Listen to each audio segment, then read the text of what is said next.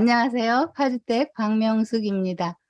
오늘은 서울 아산병원 신경과에 근무하시는 김미선 간호사 선생님을 모시고 이야기 나눠보도록 하겠습니다. 안녕하세요. 네, 안녕하세요. 반갑습니다. 간호사 선생님이신데 굉장히 미인이시네요. 깜짝 놀랐습니다. 아닙니다. 과찬의 말씀이시고요. 또 칭찬해 주셔서 일단 감사합니다. 아니, 그 신경과 근무하신 지가 오래됐다고 들었거든요. 네, 몇 년 정도 되셨어요? 22년째 지금 근무하고 있습니다. 그렇게나 오래되셨어요? 네네, 그러면 나이가 안 나오는데요? 아닙니다. 굉장히 젊어 보이시네요, 근데. 나이는 비밀로 하고 풍부하다고 말씀을 드리고 싶고요. 또 여러 과를 이렇게 돌아다니거나 그러진 않고 네. 바로 신경과를 저는 원했기 때문에 신경과 환자들을 꾸준히 보고 특히 거의 15년 정도는 파킨슨병과 뇌신부 자극술 환자를 중점적으로 돌보고 있습니다. 그럼 굉장히 오랫동안 파킨슨 환자들을 보셨네요. 네. 네. 그래서 오늘 궁금한 걸 제가 여쭤본다고 했는데요. 파킨슨 환자들이 진료를 가잖아요. 진료를 갔을 때, 좀 환자들이 이런 거는 좀 준비해서 오면은 진료 받을 때 도움이 된다, 뭐 이런 게 있을까요? 일단 많은 환자들이 기본적으로 파킨슨의 어떤 4가지 증상, 경직증, 서동증, 떨림증, 보행장애 이런 증상으로 오시는 경우도 있지만 잘못해서 오진해서 목에 디스크다, 허리에 디스크다, 이런 걸로 오진해서 오시는 경우도 덜어 있어요. 네. 그런데 일단은 기본적인 자료를 준비해 오면 최대한 빠른 시일 내에 어떤 진단을 명확하게 내릴 수 있는데 그때 중요한 검사가 머리 MRI와 FP-CIT 펫이라는 도파민 수용체의 트랜스미터 이미지를 보는 검사 2가지가 굉장히 중요합니다. 특히 파킨슨병은 뇌 MRI는 정상이기 때문에 네. 뇌에 다른 어떤 종양이나 혈관성 병변이나 이런 게 없는지 명확하게 보기 위해 중요하고 FP-CIT 펫이라는 검사는 도파민이 도파민 수용체에 전달되는 그 기전에 바인딩이 접촉되는 바인딩이 떨어져 있는지 보는 검사 방법인데 핵이학 동위 원소가 이런 이미지를 좀 보여주게 하는 검사예요. 그 검사를 통해서 파킨슨병인지 아닌지 정확하게 진단 내릴 수 있는 검사이기 때문에 그 검사 2가지 자료를 CD로 가지고 온다면 굉장히 빠른 진단을 받으실 수 있을 것 같고요. 그리고 2번째로는 저희 병원이 3차 병원이기 때문에 큰 병원이기 때문에 항상 의뢰서나 또는 소견서를 지참하셔야지 모든 진료를 볼 때 보험이 적용될 수 있습니다. 네. 그걸 놓고 오시면은 본인이 100%로 부담하기 때문에 경제적인 부담이 많이 소요될 것이기 때문에 꼭 지참을 하시길 바라고요. 그리고 환자의 증상이 언제부터 시작됐는지가 굉장히 중요합니다. 다리가 끈다든지 주변에서 자꾸 행동이 느린다고 한다든지 이런 말을 들었을 그 시점, 그것을 온셋 타임이라고 하는데요. 그 초기 시점 연도를 좀 알아오시면 진료 볼 때 도움이 될 것 같습니다. 근데 그런 경우는 처음 진단을 받으러 가는 환자분일 때이고, 또 파킨슨 진단을 받고, 지금, 저는 10년 됐거든요. 이렇게 연차가 되신 분들이 진료를 갈 때도, 이 정도는 좀 알고 오시면 좋겠다. 뭐 이런 것도 있을까요?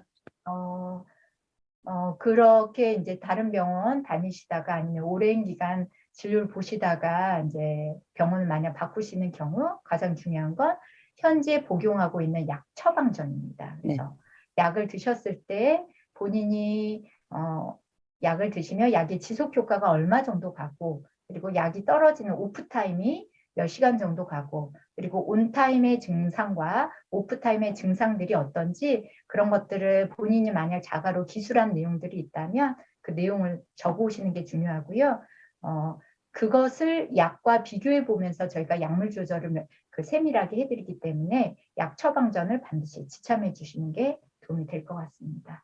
아, 그러니까 타 병원을 다니다 가셨을 때는 약 처방전을 가지고 가시는 게 좋고, 그러면 계속 이제 같은 병원을 다니시더라도, 진료를 가실 때는 내가 약 오프타임이 언제 오는지 그런 거를 좀 알고 네, 메모라도 해가지고 가셔야 네, 그 진료 시간이 사실 짧으니까요. 네, 맞습니다. 네.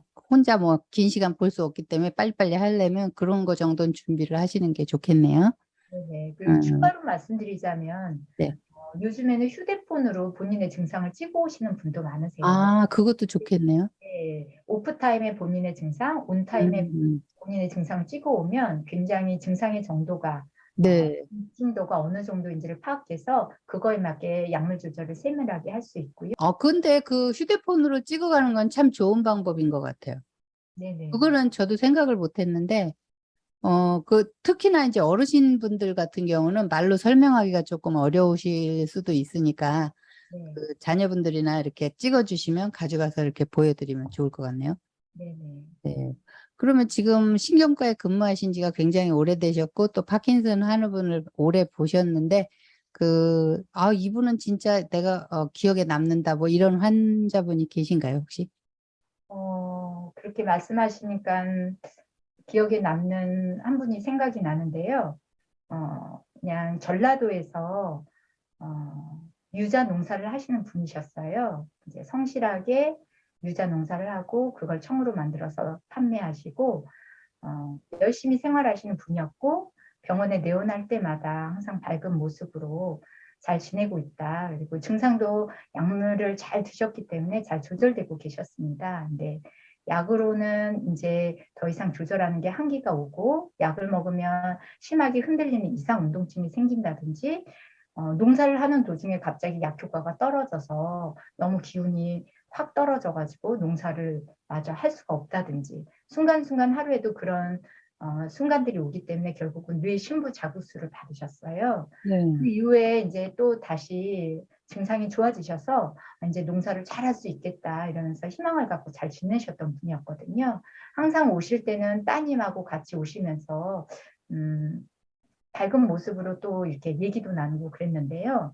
하루는 그 따님한테 아버지가 자살 시도를 했다고 연락이 왔습니다. 그래서 저는 평상시에 그분의 모습을 뵀기 때문에 너무나 그게 갑작스러운 소식이었고 다행히 응급실 가서 위세척을 하고 좋아지셔서 다행이었는데 계속 그 환자분이 어떻게 됐을까 걱정되고 염려되더라고요. 그래서 전화를 드려보기도 했고 그러다가 어느 정도 회복이 돼서 드디어 외래 내원하셨어요.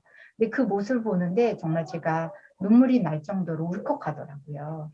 그래서 그분을 뵐 때 제가 어떤 말씀을 해드릴까 이렇게 고민하다가 삶이란 태어난 건 내가 원하든 원하지 않든 태어났고 내가 원하든 원하지 않던 어떤 병이 생겼고 그러나 그 병을 잘 이겨내고 극복해내고 힘든 부분도 물론 있지만 그렇게 열심히 살아가는 모습과 그 힘든 거를 견디지 못해서 그냥 내가 내 목숨을 놔버리겠다 이런 마음을 가진 거는 천지 차이다. 내가 내 생명을 살아가고 있을 때 내가 그 생명을 내가 내 손으로 놔버린다면 본인은 그냥 모든 거를 내려놓는 마음으로 그런 결정을 할 수도 있지만 남아있는 가족들, 특히 따님이 항상 모시고 왔기 때문에 남아있는 가족한테는 그 계속 남아있는 어떤 죄책감과 그리고 그 마음의 어떤 속상함과 그런 것들 그리고 나름대로 자신의 자녀로서의 존재감에도 영향을 미치기 때문에 아버님이 힘든 과정이지만 열심히 살아가는 모습을 보여주시는 게 정말 멋지게 사시는 거다. 그리고 어려운 부분이 있다면 저희가 열심히 도와드릴 테니까 저희랑 어떤 힘든 마음들 상의하면서 잘 지내보자 하고 헤어진 분이 있어요. 근데 그 이후로 이제 3개월마다 계속 외래를 내어나시는데 점점 다시 밝아지시고 건강해지시고 또 예전의 모습대로 살아가는 걸 보면 정말 사람의 생명의 한순간이지만 네.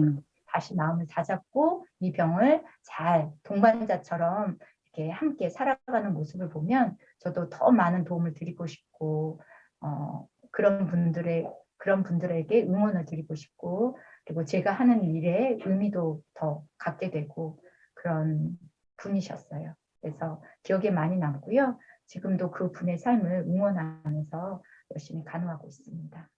아, 지금도 그분이 잘 투병하고 계신가요? 그 간호사 선생님들을 왜 천사라고 하는지 알겠어요. 몸도 치료해 드리지만 마음도 큰 치료가 되지 않았을까 싶네요. 네. 얼굴만큼 마음씨도 예쁘십니다. 감사합니다. 아, 지금 보면은 저도 그러는데, 저도 이제 10년 차가 되니까 그 DBS 얘기를 진료 가면은 가끔 듣거든요. 네. 이제 뭐 준비하셔야 되지 않을까요? 뭐 이렇게 지나가는 말씀으로다가도 하시는데, 그 예전에 제가 보니까 한 5, 6년 전에만 해도 그 DBS를 최후 끝까지 버티다가 왜 하는 분위기였어요. 근데 지금은 조금 빨라진 것 같아요. 제가 생각할 때. 그래서 저도 7년 차일 때 DBS 생각해 보셨어요? 뭐 이런 말을 한 번 또 들은 적 있어요. 깜짝 놀라가지고 어머 제가요? 제가 그러는데 요즘에는 그 권유를 환우분들이 조금 일찍 받는다고 하더라고요. 그래서 그런 이유가 혹시 있나요? 일단은 수술의 기준이 이제 장기간 약물 치료를 하는 와중에 이제 더 이상 약만으로는 조절이 안 되는, 그러니까 불수의적인 이상 운동 네, 기능이 네, 흔들리는 그런 네, 문제나 운동 동요라고 해서 약 효과가 있고 없으니 오르락 내리락 네, 하시는 분들, 그리고 파킨슨 약제를 점점 많이 먹으면 약간 그 속이 메스껍고 울렁거리고 구토하고 이런 부작용이 심한 분들이 덜어 네, 네, 있거든요. 이런 부작용 때문에 더 이상 약만으로는 치료가 어려운 환자들이 일단 대상이고요. 그런 이상 운동증이나 운동 동요가 사람마다 어떤 분들은 약을 시작한 지 3년, 어떤 분들은 5년, 어떤 분은 7년, 10년 이렇게 다양하게 나타나세요. 근데 그렇게 나타나도 새롭게 나오는 약들 또는 지속 효과를 길게 해주는 약들 이런 것들을 아주 세밀하게 조절하면 어느 정도 조절이 되거든요. 그래서 그렇게 약만으로 계속 조절을 하면서 견디다 마지막에 했던 것들을 뇌신부 자극술이라고 생각을 하셨는데요. 최근에 논문에 의하면은 오히려 그런 그 약만으로 조절 안 되는 불수의적 이상 운동증이나 운동 동요가 있을 때 좀 초기에 뇌신부 자극술을 했을 때 파킨슨병의 진행 속도가 더디기도 했고 파킨슨병의 증상을 그 판단하는 유니파이드 파킨슨 디지즈 레이팅 스케일이라고 운동성 증상을 보는 척도가 있어요. 그런 척도의 점수가 전반적으로 완만하게 진행이 되었다는 연구 결과가 많이 있습니다. 최근에 2020년도에 나왔던 저널에 의하면 그 초기 파킨슨병 환자 그런 불수의적인 움직임이 시작되거나 운동 동요가 발생한 그 얼리 스테이지, 초기 스테이지의 파킨슨 환자들한테 뇌신부 자극술을 했을 때 그런 파킨슨병의 그 운동성 증상이 훨씬 완만하게 잘 조절이 되었다. 이런 연구 결과, 5년 결과 데이터도 있고요. 네, 초기 운동 동요가 생겼을 때 이런 환자들한테 수술을 진행했을 때 정말 나이가 들고 견딜 만큼 견뎌서 한 환자보다 훨씬 삶의 질이나 그 삶의 그런 운동 동요 양상이 완만하게 되고 약 조절도 원활하게 진행이 되었다. 이런 연구 결과들이 있습니다. 그리고 제가 경험적으로 봤을 때는 이제 나이가 들다 보면은 적어도 65세 이상 넘어가면 근골격계 문제나 약간 퇴행적인 어떤 신체적인 변화가 오기 때문에 좀 더 신체 상태가 건강할 때 하시는 게 그 환자의 그 어떤 운동성 증상이나 그, 그 모습들이 훨씬 그 상태들이 좋게 잘 조절되고 있는 것을 보았습니다. 그러면 일찍 한다는 거는 조금 나이가 젊은 사람들 얘기겠네요. 그러니까 연세 드신 분들은 네. 지금 DBS를 그렇게 하려고도 안 하고 환자분들이 또 병원에서도 그렇게 그 70대 이상 분들은 또 권하지 않는 것 같아요, 많이. 저희 병원에서는 83세까지도 했고요. 음, 요즘에는 그 연세가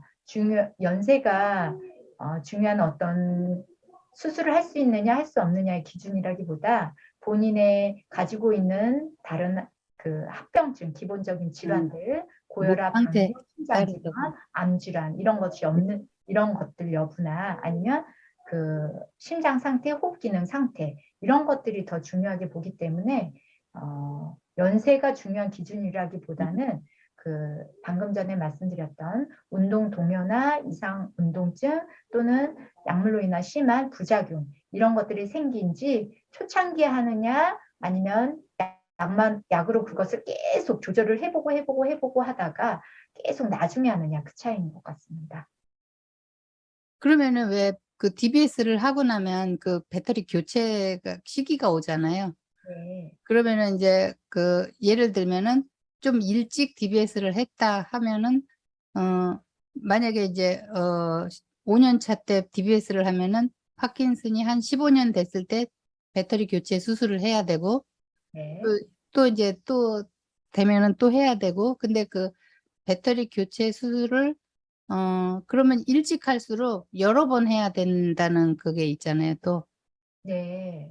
늦게 그거 하는 알고 계시네요. 그래서 그 초창기의 모델은 네, 이제 충전이 안 되는 비충전식 모델이었고 네, 말씀하신 대로 대부분 평균 5년 정도 사용이 네, 됐습니다.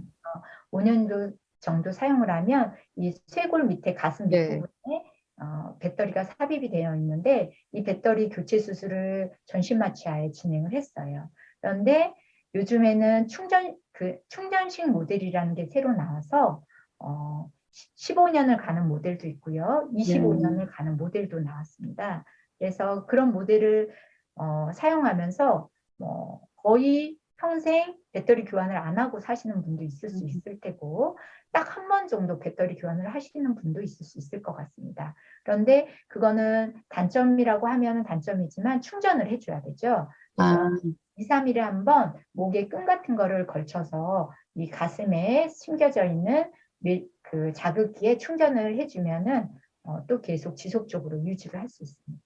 그럼 예전에 DBS 하신 분들은 그 배터리로 교체가 불가능한가요? 그 모델로 교체가 가능한데요. 지금 신경외과 입장에서는 수술 방법이 당시에 좀 여러 가지 다양한 방법으로 진행이 됐어요. 네. 이제 뇌는 반쪽으로 구성이 돼 있기 때문에 한쪽 뇌 뇌신부 자극을 심고 목선을 따라서 오른쪽 뇌에 연결된 선, 왼쪽 뇌에 연결된 선 이렇게 돼서 배터리가 2개인 모델이 있었고요. 또 어떤 경우는 배터리 하나에 2개를 연결을 하자 이래서 이 선을 한쪽으로 몰아가지고 한쪽 목선을 따라서 배터리가 연결된 경우가 있었어요. 그래서 지금 배터리를 교환하는 시점이 다가왔을 때 그분에게 가장 안정성 있게 수술을 진행하려면 이렇게 한쪽으로 선이 모아진 분은 충전식으로 교체가 가능합니다. 그런데 양쪽으로 갈라진 수술을 했던 그런 분들은 아무래도 여기 리드에서 선을 끊어야 되기 때문에 이 끊고 반대쪽으로 선을 돌리는 작업이 오히려 위험할 수가 있어요. 그런 경우는 저희가 위험성을 고려해서 그 충전식으로 교체를 권장하지는 않습니다. 그럼 그냥 예전에 했던 거를 다시 교체해서 쓰는 거겠네요. 네네. 아이고. 저도 이제 10년은 넘어가니까 좀 이제 걱정이 돼가지고 그 DBS에 대해서 자꾸 알아보게 되고 네 그러거든요. 웬만하면 이제 저는 미루고 싶은데 또 지금 얘기를 듣다 보니까 이게 미뤄서만은 될 일이 아닌 것 같다는 생각이 또 드네요. 네, 잘 들었고요. 근데 이제 저희들이 보통 보면은 그 연차가 갈수록 이제 복용량이 늘어나잖아요. 네네. 늘어나니까 또 이제 불수의도 오고 이제 뭐 이상운동증 오고 이러는데 그게 이제 겁이 나니까 환우분들이 어떻게 하시냐면 약을 참 아끼세요. 네. 그러니까 이제 최대한 늦게 먹고 최대한 작게 먹으려고 노력을 하거든요. 그러다 보니까는 좀 몸은 힘든데 그러니까 이제 예를 들면 내가 마도파를 100ml를 먹으면은 딱 활동하기가 좋은데 100ml를 안 드시고 한 75 정도를 드시는 거예요. 그러면은 몸이 약간 힘든데 어떻게 위안을 삼냐면은 난 약을 조금 덜 먹었으니까 이상운동증이 좀 늦게 올 거야. 음, 이렇게 생각을 하시고, 그걸로 위안을 좀 삼으시는 거죠. 그래서, 네.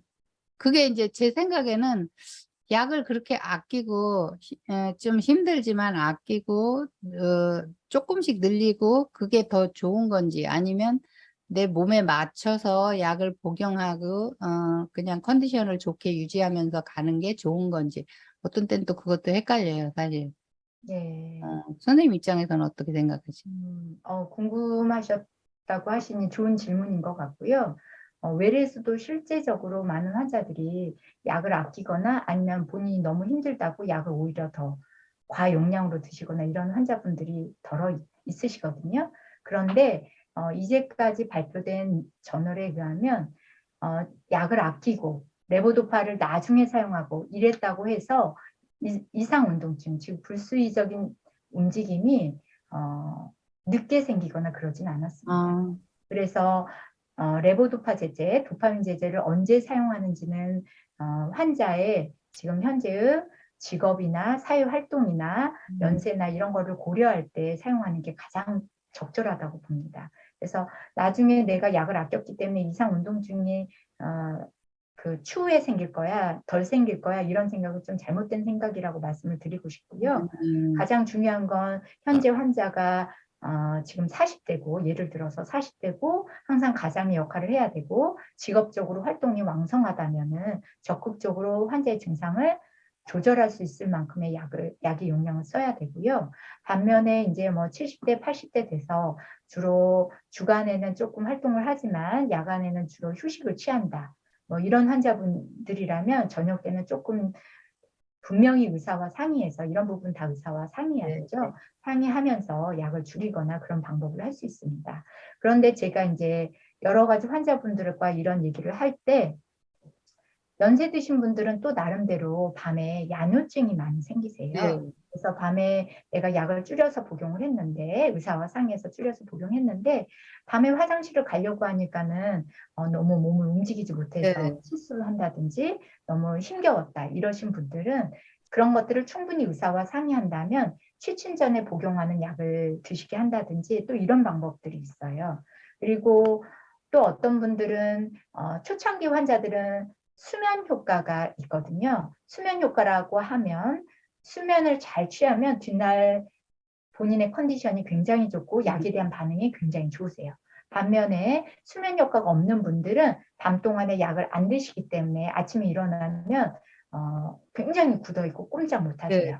이런 수면 효과가 있는 분, 없는 분 이런 것도 다 고려 사항이 됩니다. 그래서 있는 분이라면은 취침 전 약을 드실 필요 없겠지만 수면 효과가 없는 분이라면 취침 전 약을 지속 효과가 긴 취침 전 약을 먹어서 아침에도 조금 활동을 할 수 있게끔 도움을 주는 약을 먹어야 되는 맞춤식의 어떤 방법을 이용해서 환자들에게 조절을 하는 게 중요하고요. 약을 무작정 아낀다 이런 것은 이제까지 연구된 바에 의해서도 저는 조금 그 생각을 약간 바꾸셔야 되는 부분인 것 같습니다. 그러니까요. 연세 드신 분들 같은 경우에는 초저녁잠이 이제 일찍 오시니까 보통 새벽 3시, 4시에 깨시는 분들이 또 계시는 거예요. 네네. 그러면 이제 저녁약을 일찍 드시고 주무셨을 경우에 새벽 3시, 4시에 일어나면은 약을 드셔야 될 시간이 된 거예요, 말하자면. 근데 네. 아침 식후에 약을 드시라고 처방을 내리니까 네. 새벽 4시부터 아침 7시까지 꾹 참으시는 거예요. 너무 네. 힘드시다고 하면서도. 음, 그래서 그런 경우에는 좀 선생님하고 좀 이렇게 충분히 얘기를 해서 약 처방을 다시 잘 받으시는 게 오히려 네. 나을 것 같은데. 네, 그리고 또 한 맞습니다. 가지는 그 병원에서 처방을 할 때 보통 약을 식후 30분 후 이렇게 처방을 많이 해주시거든요. 네. 근데 사실 파킨슨 약은 그 시간이 참 중요하거든요. 우리가 먹어보면. 네. 그러니까 식후 30분 그러면 아침 8시에 먹고 점심 12시에 먹고 저녁을 7시에 먹으면 약 시간이 4시간 만에 먹고 7시간 만에 먹게 되는 거니까 네. 네. 그게 보통 그렇게 되면은 5시 전후로 힘들어져 가지고 저녁밥 먹을 때까지 힘들어지는 거예요. 근데 네. 그 대부분이 식후 복용하라는 처방을 많이 내려주세요, 병원에서. 네. 예, 그래서 그게 저는 복용하면서 이건 안 맞는 것 같은데 음, 그렇게 복용해 주시는 경우가 대부분이시거든요, 사실. 음, 예, 그건 어떻게 생각하세요? 그거는 좀 이렇게 설명을 드리고 싶은데요. 초기 도파민 약을 이제 처음 파킨슨병을 진단받고 약을 먹었을 때 그 약이 물론 그 내 뇌 안으로 들어가서 도파민으로 작용하면서 본인의 신체 증상을 조절하지만 그 약에 부작용이 있어요. 네, 약간 메스껍고 울렁거리고 어지럽고 토할 것 같은 느낌이거든요. 그거는 그 도파민이라는 약은 뇌 혈관 장벽을 통과하지 못하기 때문에 도파민 전구체라는 음, 레보도파 제제를 약으로 만든 약이 도파민 또는 명도파 또는 퍼킨 이런 약입니다. 근데 그런 약을 먹으면 소장에서 이제 피로 전환이 돼서 흡수돼서 뇌로 딱 전환이 돼서 작용을 하는데 뇌는 뇌 혈관 장벽이 없는 뇌간의 구토중추라는 부분이 있는데 그 부분에 달라붙어서 자극을 줘요. 음, 그래서 위에 자극을 주는 게 아니라 구토중추를 자극을 줘서 메스껍고 울렁거리고 많이 힘들어 하시거든요. 그래서 약에 적응하기도 전에 나는 이 약 부작용 때문에 도저히 못 먹겠다 이러면서 먹는 걸 포기하시는 분들이 덜어 있으세요. 네, 네, 그런 분들은 이제 약을 잘 적응하게 하기 위해서 음식물하고 같이 드셔라 또는 식후에 드셔라 이런 방법으로 적응을 할 수 있도록 유도할 수 있습니다. 음, 그러나 시간이 지나면서 이제 이 도파민 약제에 대해서 적응이 됐다면 정확히는 식, 식, 빈속에 드시는 게 좋습니다. 네, 그러니까 약을 먹고 1시간 전에 음식을 드시지 않는다든지 1시간 후에 드시지 네, 않는다든지 이렇게 빈속에 먹어야지 약의 흡수율이나 약의 역동학적인 어떤 지속 시간이나 이런 것들이 정확하게 반응을 네, 합니다. 그래서 지금 어느 정도 이제 파주대 님도 10년, 7년 이렇게 되셨다고 하는데 이렇게 약에 적응이 되신 분은 약의 지속 효과가 굉장히 중요하거든요. 내가 육류를 많이 섭취했더니 약의 흡수율이 확 떨어져 버렸다. 또는 과식을 했더니 약의 지속 효과가 갑자기 확 떨어져 버리더라. 이런 느낌을 많이 느끼시거든요. 네, 네. 그런 분들을 위해서라도 분명히 약은 이제 식전, 공복 시에 먹는 게 바람직한 복용 방법입니다. 근데 이제 저도 공복에 많이 먹었는데 그 네, 연차가 되니까 오히려 네, 그 공복에 먹든 식후에 먹든 식전에 먹든 그게 상관없이 네. 약을 먹고 두 네. 시간 있다 식사를 해도 약이 이제 잘 돌다가 식사만 하면 약이 안 도는 경우가 생기고 그러니까 이제 그러세요. 이런 변수가 또 생겨요. 그런 미묘한 변수는 일단 그 도파민이 뇌혈관 장벽을 통과를 못해서 결국은 레보도파 제제의 성분인 약으로 우리가 약을 섭취하게 되어 있는데요. 이 레보도파를 면밀하게 따져보면 사이로신이라는 단백질 성분이에요. 그래서 말씀하신 대로 정말 민감한 분은 육류를 많이 먹었을 때 아니면 그냥 육류도 아니고 그냥 단순히 식사만 했을 때도 흡수율이 확 떨어짐을 느끼거든요. 그래서 그렇다고 육류 이런 단백질 성분을 음식으로 섭취 안 하는 것도 잘못된 방법이세요. 왜냐하면 나이가 들면 들수록 근육량이 감소하고 음, 단백질이라는 것도 내 몸에 필요한 구성 성분이기 때문에 에, 그 육류도 섭취하는 게 필요한데 약하고 한 2시간 정도 간격 네, 또는 그렇게 많이 활동하지 않는 시간, 저녁 식사용으로 단백질 섭취 또는 식사를 좀 많이 드시는 것들을 권하고요. 대신에 약은 빈속에 드시는 게 좀 필요한데 만약 그 식사를 하고 바로 약 효과가 떨어져 버린다면 좀 더 그 타임을 명확하게 좀 길게 하시는 게 좋을 것 같습니다. 그 약이 3시간 가기도 힘든데 식사를 더 이상 길게 하다가 밥 먹을 시간이 없어요. 그러세요. 그래서 근데 그 혹시 표준형 제제를 드시나요? 표준형 제제, 퍼킨이나 마도파, 퍼킨, 명도파. 네, 퍼킨을 먹고 있어요. 네, 이 퍼킨은 표준형 제제인 대표적인 도파민 제제인데 방광기가 90분입니다. 그렇다 보니 이제 길게 가봤자 어느 정도의 약의 용량이 한 3시간 정도 가거든요. 음, 그래서 지금 3시간 정도 간다고 표현을 하시는 걸 보니 어느 정도 약의 효과는 그 예상하는 약의 효과 지속 시간은 가고 있는 것 같긴 합니다. 네. 근데 거기에 지속 효과를 더 길게 하기를 원한다 이러면 이제 그 표준형 제제와 또는 서방성 제제를 용량은 이제 각기에 맞추되 한꺼번에 좀 사용을 한다든지 또는 표준형 제제와 합성형 제제인 스타레보라는 약이 있잖아요. 그걸 써서 지속 효과를 좀 길게 가게 한다든지 이런 방법으로 좀 의사 선생님하고 상의를 해보는 게 필요할 네, 것 같습니다. 감사합니다. 그 이제 지금은 이제 제 얘기를 했고, 그 운동도 우리가 중요하잖아요. 그 네. 근데 이제 보통 보면은 운동을 많이 할수록 좋다고 생각하시는 분들이 많으세요. 그러니까 어, 내 체력은 10인데 네.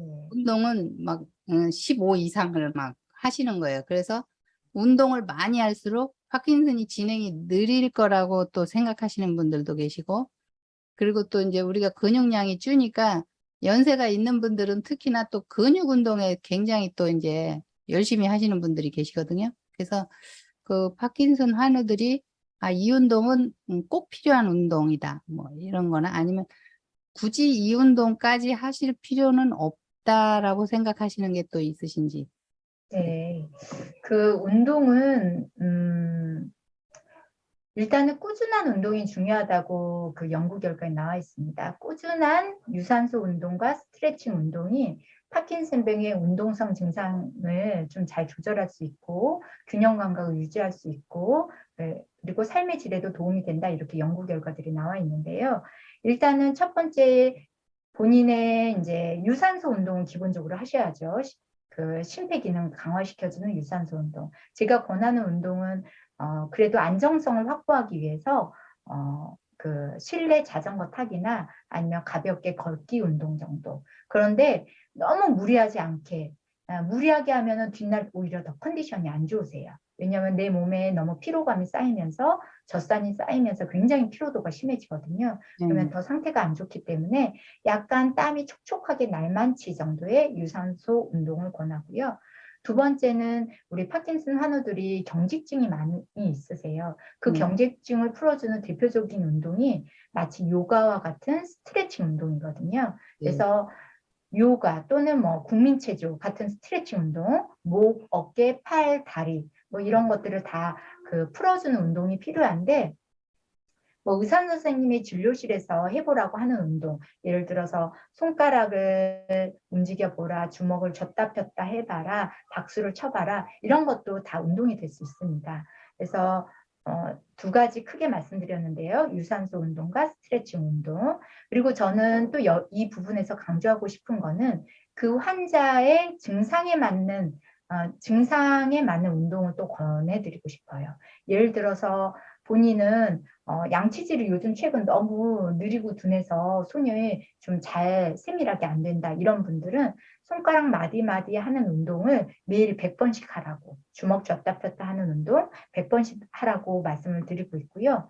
두 번째는 얼굴에 표정이 없다 또는 목소리가 너무 점점 작아진다. 이런 분들은 벽에 좋은 문구를 붙여놓고 하루에 100번씩 한자 한자 또박또박 질러내면서 소리를 치면서 그렇게 연습을 하셔라 이렇게 권하고 있습니다. 그런 분들을 이제 한 3개월, 6개월 그 외래에 내원할 때 보면 목소리가 정말 커져 있고 명확해지고 점점 목소리가 뒤로 갈수록 막 작아지고 못 알아듣거든요. 그런 네. 부분들이 많이 좀 호전되는 양상을 많이 보았습니다. 그런 부분을 좀 권하고 싶고요. 또 마지막으로는 보행 동결 때문에 굉장히 힘들어하시는 분이 많으세요. 보행 동결이라고 하면은 걸으려고 첫 시작을 하려고 하면 발바닥이 바닥에 딱 붙어서 발걸음이 떨어지지 않는 증상이죠. 네. 그래서 심지어 어떤 분들은 엘리베이터 앞에서 또는 신호등 앞에서 이런 증상이 생겨서 굉장히 당혹스러운 경험들을 많이 하시고 그로 인해 넘어지시기도 하는데 그런 분들은 운동하는 방법이 지팡이를 만약 갖고 있다면 지팡이를 톡톡 치면서 걷는 연습 또는 그 군인처럼 지팡이로 땅을 신경을 치나요? 네? 지팡이로 어디를 땅을 톡톡? 지팡이로 분명히 한쪽 발이 좀 더 가벼우세요. 한쪽부터 네. 먼저 시작하기 네네. 때문에 그 가벼운 발을 이용해서 지팡이를 톡 차면 마치 아, 엔진오일에 시동이 걸리듯 걸음이 걸어져요. 지팡이를 발로 차는 거예요, 그러니까? 예, 퍼스트 네. 할 때. 아, 지팡이를 톡 차면 걸음이 걸어지고 네. 방향 돌 때는 큰 원을 그리면서 방향을 돌고 그런 연습을 하시면은 그것도 또한 그분한테는 굉장히 중요한 운동이거든요. 그 네. 운동을 꼭 하라고 권하고 있고요. 음, 반면에 이거하고 정반대로 걸음은 잘 걸어지는데 속도가 점점 빨라지는 음. 가속보행을 보이는 분이 있어요. 그분은 결국 넘어져야지 걸음이 네. 멈춰지거든요. 이런 분들은 중간중간 끊는 연습을 하라고 하고 있습니다. 그래서 20발짝 걷고 멈춰주고 20발짝 걷고 멈춰주고 평상시에. 네네. 이런 운동을 자꾸 연습 삼아서 하시면은 그게 생활화되면서 음, 낙상으로 인한 2차적 손상을 막을 수 있고 그분한테는 결국 그게 운동입니다. 그래서 본인 네. 증상에 맞는 운동들을 잘 찾아가고 또는 저나 의사 선생님한테 이런 부분을 어떻게 해결해야 되냐고 어떤 운동을 해야 되냐고 적극적으로 물어보는 게 중요하다고 생각됩니다. 오늘 몰랐던 거를 많이 하네요. 보행동결은 그 지팡이를 발로 보행동결은 차는 거. 네네. 시각적 효과에 굉장히 반응하는 양상이에요. 아, 마치 엔진 오일이 안 걸렸는데 자동차 엔진 오일을 부릉 하고 걸어주듯이 지팡이를 첫 걸음할 때 톡 찬다든지 네. 아니면 군인처럼 무릎을 번쩍 들어 올린다든지 아니면 음, 군인이 하나 하고 이렇게 구령을 붙이면서 수령을 걸음을 붙이는. 건다든지 이런 방법이 굉장히 좋고요. 만약 누구 옆에 보호자랑 같이 걸음을 걷는다면 잠깐 그 보호자분이 환자분의 발 앞에 발걸음만 딱 대주면 그걸 보고 번쩍 넘어갈 수 있어요. 그런 네. 방법도 옆에 보호자가 도움을 줄 수 있는 훈련 방법입니다. 네. 아이고, 오늘 좋은 걸 많이 배웠습니다.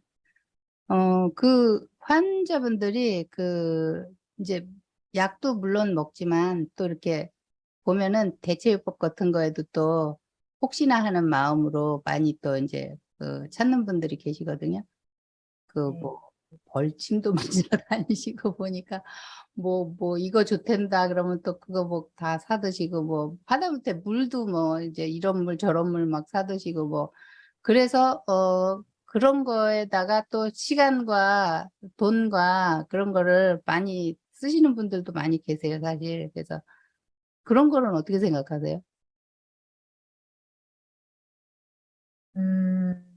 한의학계에서는 이런 파킨슨병 치료로 여러 가지 좀 논문을 발표하고 있는 것으로 알고 있습니다. 그래서 그분들과 저희 그 양약적인 측면은 또 다른 부분이 있다는 거는 좀 조심스럽게 말씀을 드리고요. 그런데 이제 제가 22년 동안 많은 환우들을 보고 실제적으로 저희 그 저널에 발표된 논문들도 많이 보고 이런 결과에서 성분을 알 수 없는 건강 보조식품 이런 것들은 그 안전성과 그 효과를 명확하게 검증된 바가 없기 때문에 정말 권하지는 않습니다. 그런데 예를 들어서 본인은 좀 뼈 건강을 위해서 칼슘제를 복용하겠다.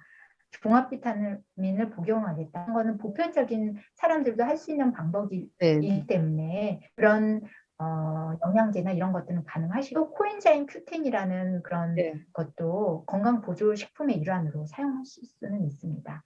근데 이제 말씀하신 것처럼 벌침, 봉침 뭐 음, 이런 것들은 그것 또한 효과와 안정성이 아직 명확하게 검증되지 않았어요. 그래서 그런 것은 저희 양약 쪽에서는 권하지는 않습니다. 근데 실제적으로 벌침, 봉침을 맞고 오히려 파킨슨 증상이 호전되기보다 뭐 어떤 감염이나 염증이 생겨서 내원을 하신 분들을 몇 분 보았거든요. 그래서 네. 그런 것들을 하실 때도 정말 과학적인 근거가 명확하고 효과가 명확하다면은 그럴 때 권할 수 있지만 정말 조심스럽게 접근해야 되는 부분이라고 생각을 합니다. 그리고 지금 마지막으로는 이제 줄기세포 치료를 네, 많이 환우분들이 물어보시고 네, 고민하고 계시고 그러는데 줄기세포 치료는 정말 분명히 미래에는 주목받는 치료라고 저는 생각이 됩니다. 근데 아직 외국, 중국이나 일본을 가서 그런 고가의 비용을 들여서 시험적으로 해보는 것은 권하지는 않고요. 그것들이 나중에 미래에 정말 주목받는 치료로 명확하게 임상 시험 단계를 거쳐서 확보가 됐을 때 그때는 좀 많은 환우분들한테 도움을 줄 수 있을 것이라고 생각이 됩니다. 그러니까 아직까지는 줄기세포가 아직까지는 조금 기다려야 될 것 같아요. 네. 그 지금 보면은 그 환우분들 사이에서도 뭐 외국에서 뭐 3상까지 간 치료제가 지금 뭐 나오고 있다 뭐 그런 얘기들도 있고 그런데 치료제가 나오긴 할까요? 줄기세포 쪽은 어떻게 나오지 않을까 생각은 되고 아, 네. 열심히 운동하면서 기다려야 되겠네요. 오늘 좋은 말씀 많이 해주셨는데요. 환자분들한테 또 당부하고 싶으신 말씀이 있으시다든가 아니면 뭐 또 마무리 말씀하실 게 있으시면 해주시면 좋을 것 같아요. 저는 그냥 파킨슨 환우회들이 많이 있잖아요. 네. 그리고 각각 다양한 병원에 다니시는 분들도 많이 있고요. 그런데 파킨슨 병은 분명히 우리가 행동이 느리고 둔하고 떨리고 거동이 어렵고 이런 어떤 뭉뚱그리는 어떤 증상으로 파킨슨 병 증상이라고 표현을 하지만 정말 한 분 한 분 개별적으로 보면 다 다양한 증상을 갖고 있습니다. 어떤 분들은 떨림이 너무 심해서 그것만 조절됐으면 좋겠다는 분도 있고요. 어떤 분들은 다른 증상은 전반적으로 괜찮은데 보행동결이 심해서 계속 2차적인 어떤 낙상이나 손상 때문에 힘들어하시는 분들이 있고요. 그래서 환자분이 가지고 있는 어떤 증상들이 다 다양하기 때문에 증상에 맞는 것들을 의사와 상의하고 그리고 그 증상에 맞는 맞춤식 치료를 해야 된다고 생각이 됩니다. 그래서 환우회 이런 것들을 통해서 어떤 분이 이 약을 사용해 보니까 좋더라 또는 이 병원에 이 의사 선생님한테 치료를 받아보니까 본인한테 딱 맞았다 이런 것들을 너무 확산시켜서 공유하지 않으셨으면 좋겠어요. 왜냐하면은 자기가 신뢰하고 믿고 다니는 그 병원에서 자기의 증상을 잘 표현하고 그거에 맞는 정보를 받고 간호를 받는 게 가장 중요한 치료 방법이고요. 그걸 공유해서 저분한테 맞는데 나한테 맞게 또 해보는 거는 또다시 자기를 임상 시험대에 올리는 거나 똑같은 거거든요. 그래서 그런 방법을 좀 지향하셨으면 좋겠다는 것을 말씀드리고 싶고요. 두 번째는 이제 의사 선생님이 환자 진료를 보고 나서 분명히 그 약의 지속 시간 또는 약의 부작용 이런 것들을 고려해서 약을 여러 가지 방법으로 처방을 해주셨는데 본인이 이 약을 집에 가서 본인의 증상에 맞게 막 조합해서 드시거나 아니면 한두 번을 더 드시거나 이렇게 하고 약이 모질라서 또 내원을 하거나 이런 분들이 더러 있으시거든요. 근데 이거는 본인이 임의적으로 하시는 어떤 방법들이에요. 그래서 많은 병원들이 어떤 의사소통을 할 수 있는 그 간호사 상담이나 아니면은 이런 출구들이 전화 통화를 할 수 있는 출구들이 있다고 알고 있는데요. 그런 쪽에 먼저 상의를 하시고 또는 진료 볼 때 도저히 이렇게 본인의 약이 지속효가 짧아서 이렇게 한두 번 했는데 어떻게 해야 되냐고 명확하게 상의를 하신 다음에 의사 선생님과 의사 선생님의 처방하에 약을 정확하게 처방을 받아야지 앞으로도 약으로 인한 문제점, 부작용 또는 나중에 잘못하면 환시나 어떤 강박적 어떤 증상들도 생길 수 있거든요. 그런 것도 예방을 할 수 있을 것이라고 생각됩니다. 그래서 항상 의료진하고 먼저 본인의 의료진하고 상담을 하는 게 가장 중요하다고 말씀을 드리고 싶습니다. 저희 환자 입장에서는 그 진료 시간이 조금만 더 길었으면 좋겠어요. 맞아요. 저도 네. 그분이 항상 아쉬운 점인데 그분들을 저희 이제 의료진 입장에서 말씀드리면 가장 빨리 파악할 수 있는 방법은 환자분이 자신이 가장 힘들어하는 증상 5가지. 1번 변비가 가장 힘들어요. 2번째 잠을 요즘에 너무 못 자서 힘들어요. 3번째 뭐 약의 지속 효과가 1시간 반밖에 안 가서 힘들어요. 이렇게 일목요연하게 자신의 힘든 증상을 적어 오시거나 그리고 아까처럼 영상으로 찍으시거나. 그 네. 방법을 딱 내밀고 얘기를 하시면 아예 첫 스타트부터 어떤 진료의 시간을 확 줄이고 환자를 확 명확하게 파악해서 도움을 줄 수 있는 방법, 노하우거든요. 그런 네. 방법을 좀 적극적으로 이용해 보셨으면 합니다. 그래서 진료 가시면 보통 이제 선생님이 어떻게 지내셨어요? 그게 첫 마디잖아요. 그러면 대개 환자분들의 첫 마디는 아유 힘들어요. 이렇게 나가는데 그러지 마시라고 그 저희 방송에서도 네. 좀 자세하게 디테일하게 설명을 하시라고 말씀을 드리는데 많은 분들이 그걸 못하고 계시네요. 말씀하신 게 가장 중요한 사안이네요. 네, 네. 힘들어요. 그러면 어떤 게 힘든지 저희는 이해할 수가 있어요. 그러니까 힘들다 그러면 어떻게 하겠어요? 약을 올려주시겠죠. 용량을. 힘들다고 하니까. 그 파킨슨병이 운동성 증상도 있지만 비운동성 증상으로 힘들어하시는 분도 있거든요. 네, 네. 그거는 뭐 통증 또는 불안감 또는 수면 장애 또는 기립성 저혈압 뭐 여러 가지가 있기 때문에 힘들다는 게 운동성 증상인지 비운동성 증상인지 이런 거에 대한 명확한 표현을 해주셔야 돼요. 아, 그러면 저희가 이제 진료를 갈 때 준비해야 될 것이 자기 증상을 한 5가지 정도 정리를 해서 가는 게 좋겠다는 말씀이시네요. 네. 그러니까 가서 그냥 아우 힘들어요 이렇게 얘기할 게 아니고 네. 정확하게 자기 증상을 네, 써가지고 가면은 진료 시간 짧지만 그 진료 시간 안에 진료를 충분히 보실 수 있다는 얘기네요. 네네. 네, 오늘 좋은 말씀 많이 들어서 감사하고요. 다음에 또 기회가 있으면 한 번 더 모시고 예, 얘기 나눴으면 좋겠는데요. 어떻게 다음에 또 기회가 주어질까요?